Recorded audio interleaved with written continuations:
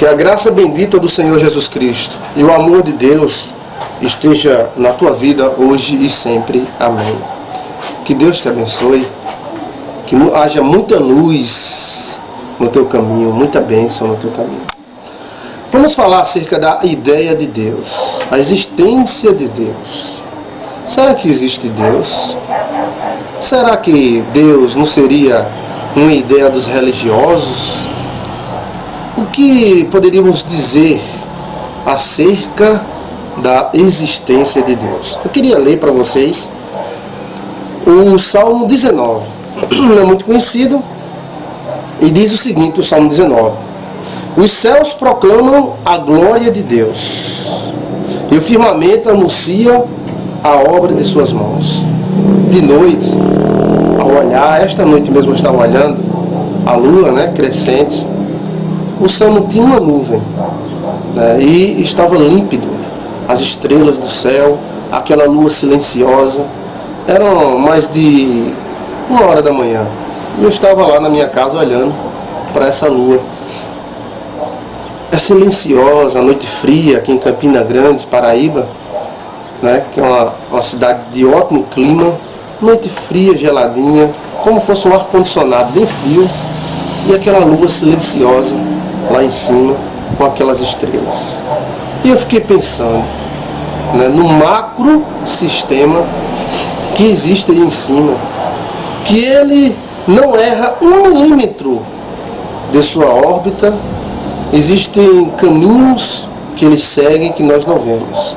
A Lua segue um caminho, uma trilha que nós não vemos. Ela segue uma ordem milimetricamente contada. O Sol, a Terra, a rotação, a translação.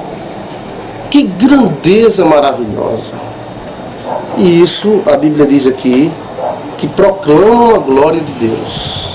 E o firmamento anuncia a obra de suas mãos. Há um Deus que fez tudo isso aí. Aí diz assim, um dia discursa a outro dia, e uma noite revela conhecimento a outra noite. Não há linguagem, nem palavras, e deles não se ouve nenhum som. No entanto, por toda a terra se faz ouvir a sua voz, e as suas palavras até os confins do mundo. Ai, pois uma tenda para o sol, o qual é como um noivo que sai do seu aposento, e se regozija como um herói e percorre o seu caminho. Ou seja, o céu é uma coisa maravilhosa. É algo tremendo e revela a ideia de alguma coisa que criou esse sistema e que é maior do que esse sistema.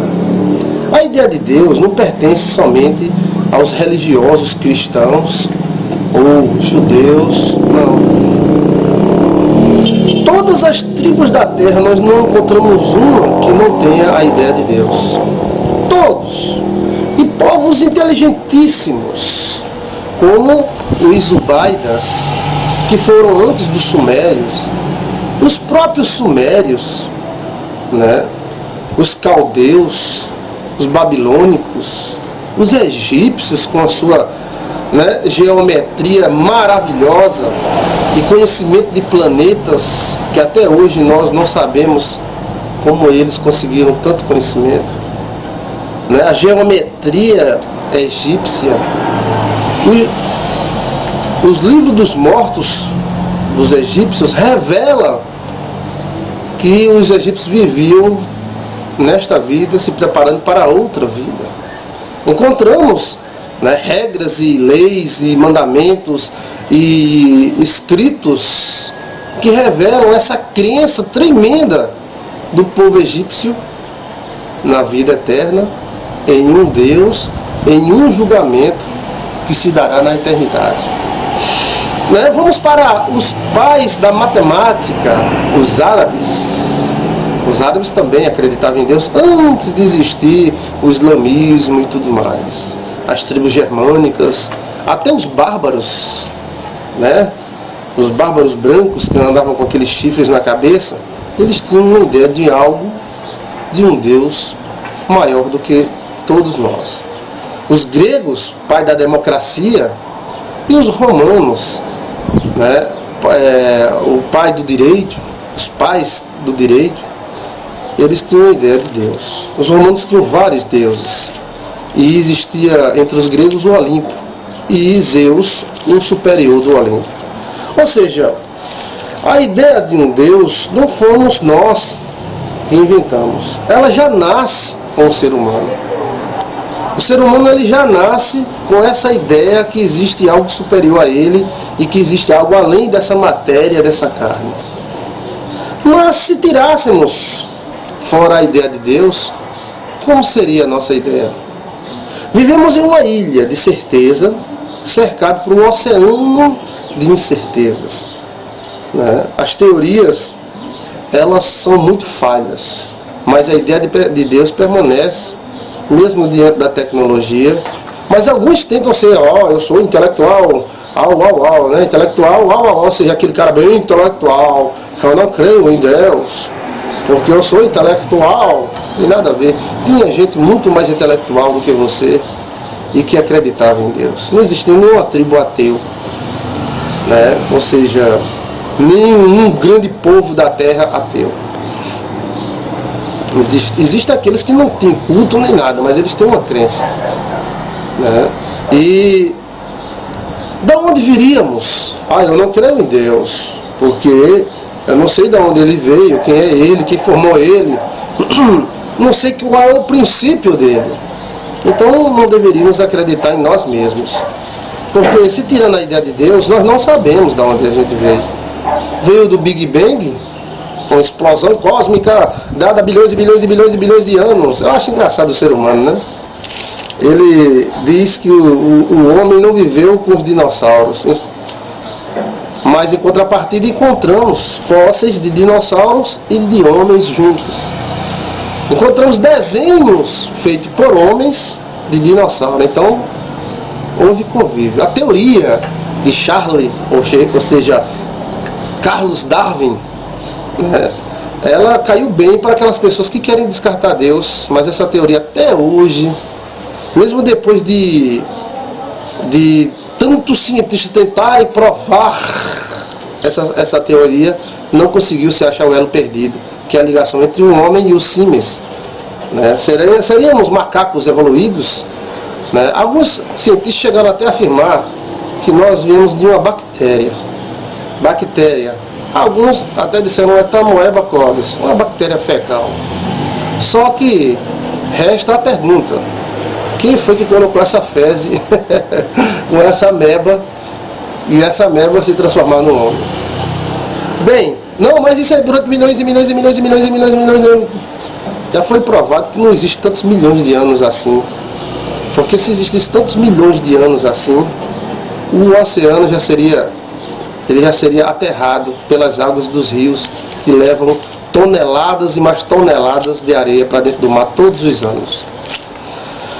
Então a ideia de Deus ela permanece mediante algumas filosofias. Não, a gente veio, né, de um macaco, a gente veio de um símios, viemos de uma bactéria, de uma explosão.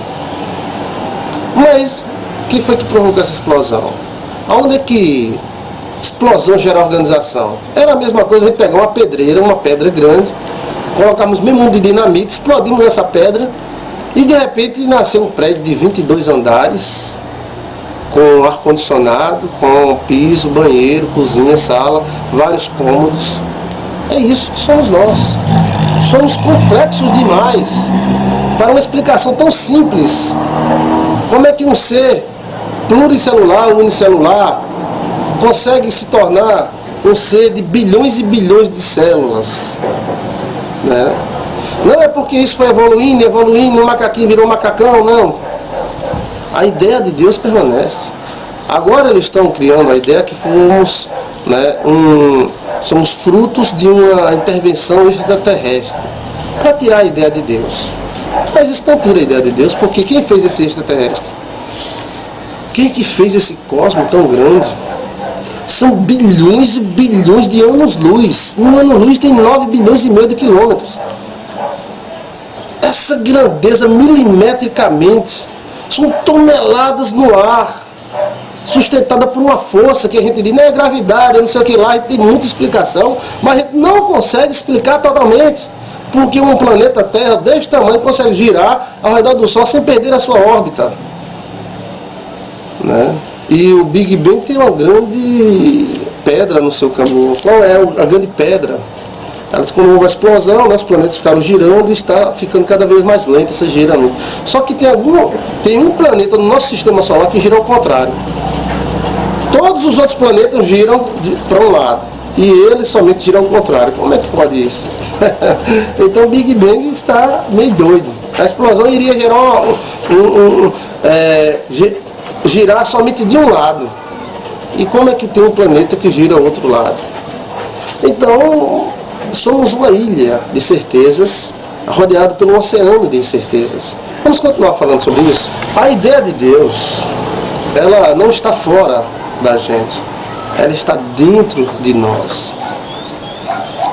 Quando a gente olha para o universo, né, tem aqueles programas, a gente olha para o universo, a gente fica abismado com a grandeza, a magnificência de um sistema macro, de um super sistema que a gente explica, mas não consegue entender completamente. Não consegue compreender tantos sóis, tantas luas, tantos planetas, tantas constelações, um sol de uma cor, outro sol de outra cor. São tantas cores diferentes, nebulosas, né? Luas, planetas com várias luas, luas maiores do que a Terra, inclusive. Tem que existir algo maior do que nós imaginamos, né? E quando a gente mergulha na nossa vida, no nosso planeta, a gente vai para seres insignificantes, como uma formiga, por exemplo, que tem uma ciência, que sabe quando vai chover, que sabe qual é a roça que corta, ela sabe qual é o seu predador, quem é que vem destruí-la, ela sabe cavar o seu buraco da forma certa que não entre água. E vamos para outro inseto, também que não tem nem cérebro, a abelha. Encontramos a complexibilidade da abelha. Ela consegue fazer sua casa, aquele sextavado, milimetricamente igual. São iguais. Feito com saliva e algumas partes de plantas. Produz um mel fortíssimo, que serve para o câncer, serve para evitar inflamações. E a própolis, que é um super mel. Bem, é um ser que não tem nem cérebro. Como é que a doutrina da evolução de Charles Darwin diz que é o tamanho do cérebro que justifica a nossa inteligência? Se a abelha não tem cérebro, se uma formiga também não tem, nenhum inseto tem cérebro. O que é o cérebro? É o sistema nervoso organizado. Nós temos um centro nervoso. O ser humano tem um centro nervoso dentro de si. Mas a abelha, a formiga não tem. Nenhum inseto tem. E quem é mais inteligente? A cobra ou o jumento?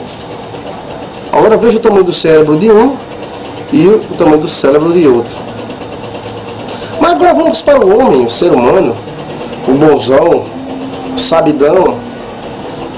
Quem é mais inteligente, o homem ou a mulher? Porque existe uma diferença de algumas gramas entre o cérebro feminino e o masculino. Se você pegar um homem da mesmo peso, mesma altura e tudo direitinho, uma mulher do mesmo jeito, o cérebro dela tem gramas menos a menos. E quem é mais inteligente, o homem ou a mulher? Não é o tamanho do cérebro que determina a nossa inteligência. As teorias são tantas e são aceitas por alguns que estão doidinhos, como diz aqui no Nordeste, doidinho, para achar alguma coisa que descarte essa ideia de Deus. Mas não dá para descartar, porque Deus também está no coração da gente. Dentro lá do profundo do meu coração e do seu coração também, nós encontramos a ideia de um ser superior. Mesmo que a gente não seja religioso, não seja cristão, não tenha religião, a gente sabe que existe algo maior do que essa vida. E essa vida seria tão chata se fosse somente a essa existência tão pequena e tão fraca e que passa tão rápido. De repente a gente está velho, né? Parece que foi ontem que eu tinha 15 anos, né? Parece que foi ontem que eu entrei no seminário e de repente o tempo passa. O tempo passa rápido, muito rápido. Aí vai um recado para você que é jovem: semeie o máximo que você puder, porque o tempo passa muito rápido e nós voamos, né? E depois? Depois, acabou não. Eu tenho certeza no meu coração, e você tem certeza também, né? Agora, o que as pessoas mais criticam são atitudes da religião, mas Deus, a ideia de Deus transcende a religião. Como citamos na primeira palestra, povos inteligentíssimos acreditam e acreditavam em Deus, né? Não citei os chineses, que tanto admiro, que são os pais, criaram o vidro, a porcelana, a borracha, a pólvora, ou seja, as invenções chinesas. Os chineses são os grandes inventores do mundo. Há quem diga que eles inventaram a obturação de dentes, né? A acupuntura deu o princípio da medicina. Ou seja, o grande povo chinês, grande em todos os sentidos. Esse povo, eles acreditam na existência de um Deus. Mas nós não podemos associar a existência de Deus às nossas políticas de convívio, às nossas religiões e alguns religiosos que houveram na história com suas crenças absurdas e assassinas. Por isso que em alguns países existem ateus terríveis, porque eles olhavam para a história da igreja e viam os moídos, né, da igreja, os assassinatos e tudo mais. Então eles, não, isso aí não pode existir. Mas Deus não é nossa propriedade. Não é a propriedade dos crentes, dos evangélicos, dos católicos, dos reformadores. Não é propriedade dos judeus. Deus não é propriedade dos judeus. Os judeus fizeram um acordo com Deus. Mas Deus sempre foi de toda a humanidade, de todos os seus filhos.